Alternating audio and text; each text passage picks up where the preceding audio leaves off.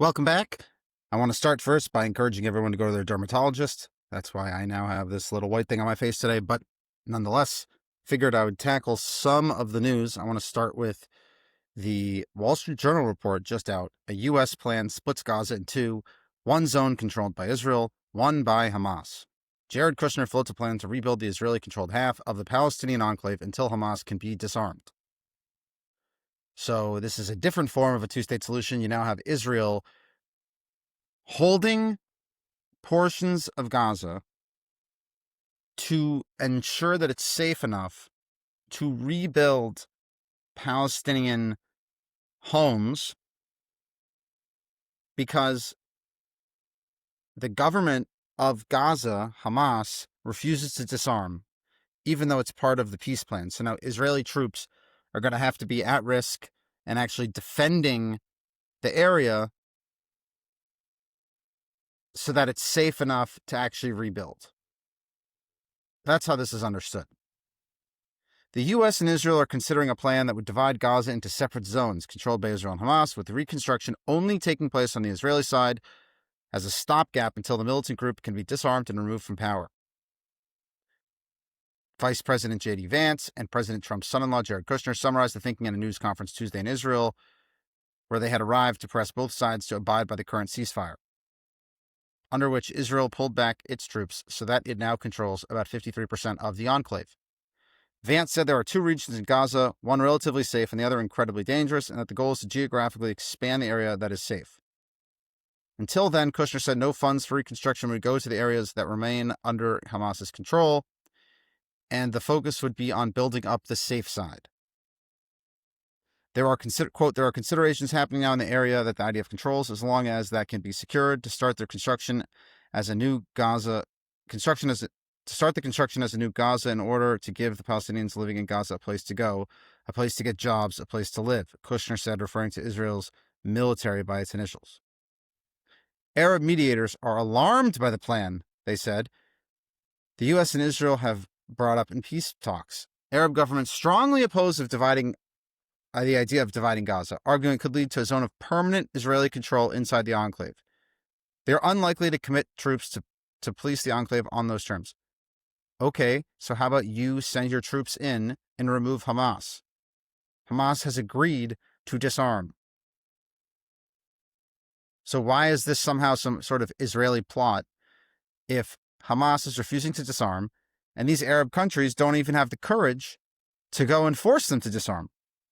They would prefer that Jews have to go in there, Israel has to go in there and take care of it. A senior administration official said it is a preliminary idea and updates would be given in the coming days. At its core, the idea of a divided Gaza gets still unresolved difficulties of disarming Hamas and establishing an alternative government that could oversee the enclave and create an environment that would be safe for billions of dollars in investment needed to rebuild. Keep going. White House officials said Kushner is the driving force behind the split reconstruction plan, having devised it along with Special Envoy Steve Witkoff. They said Kushner has briefed Trump and Vance on the plan and has secured their support.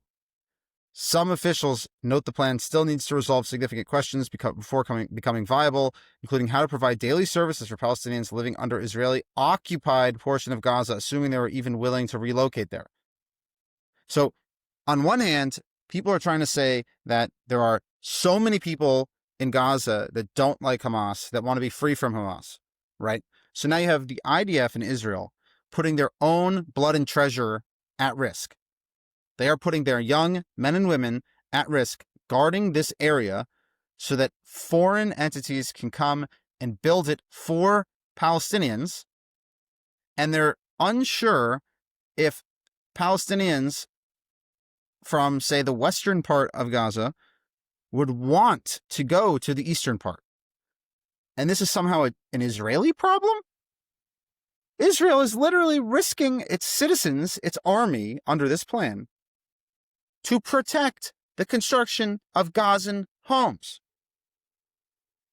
There's also concern about how to make sure Hamas members don't enter the Israeli side. One idea proposed by some U.S. officials would be a vetting program led by Israeli authorities.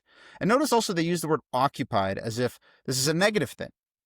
Because if we follow the train of thought that there's Gazans who hate Hamas, that are separate, that just want to live in peace, then they should welcome this temporary occupation of eastern Gaza to liberate them from Hamas. Some media said the U.S. appeared to be trying to buy time while figuring out the difficult issues of post-war governance. Hamas hasn't committed to disarm, although in the Trump plan it was pretty clear that it was going to. Instead, it has cracked down on opponents to reassert control over Gaza's population, most of which is outside the Israeli area of control. It has taken shots at Israeli soldiers on a number of occasions, the Israeli military has said. It also killed 2 soldiers.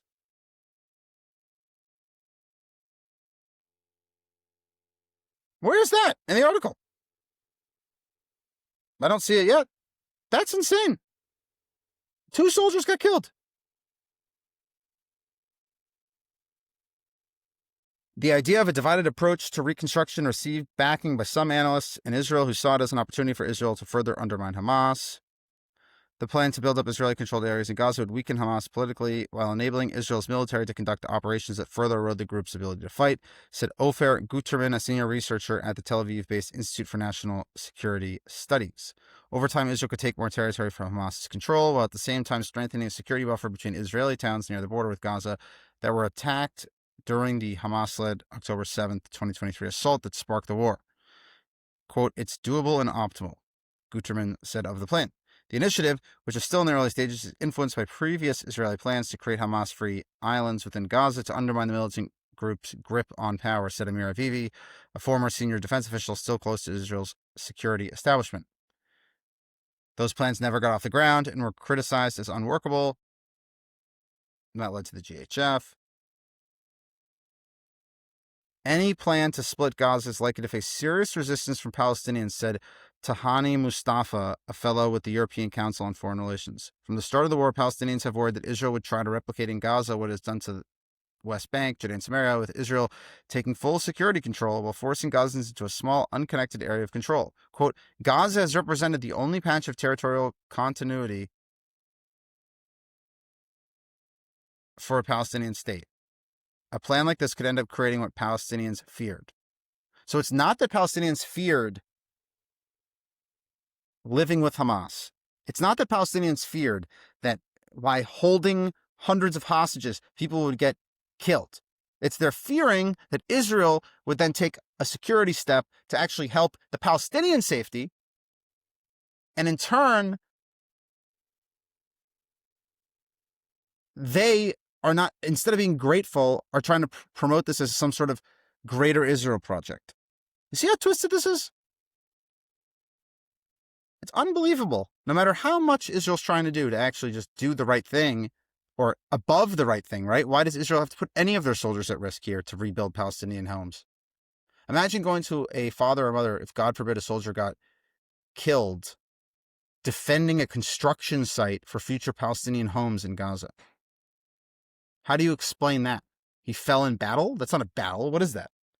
And the fact is, the rest of the world wants Israel to have to do this dirty work. They prefer to just be able to pile on Israel at places like the UN and the ICC instead of actually doing the hard work themselves. It's a little bit behind the lens just for today. And God willing, there are more bodies that are continued to be released by Hamas. Remember, as of today, October 22nd, they still hold 13 hostages, deceased hostages, the bodies of 13 deceased hostages. In violation of the agreement, they agreed to hand over all of the hostages. That has yet to happen.